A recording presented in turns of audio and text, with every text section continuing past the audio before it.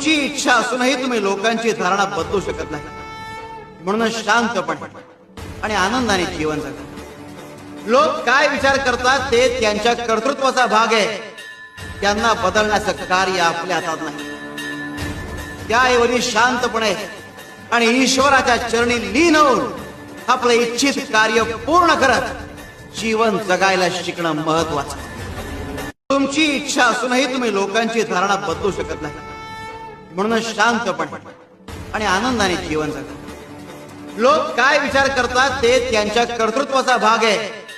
त्यांना बदलण्याचं कार्य आपल्या हातात नाही. त्याऐवजी शांतपणे आणि ईश्वराच्या चरणी लीन होऊन आपलं इच्छित कार्य पूर्ण करत जीवन जगायला शिकणं महत्वाचं. तुमची इच्छा असूनही तुम्ही लोकांची धारणा बदलू शकत नाही. म्हणून शांतपणे आणि आनंदाने जीवन जगा.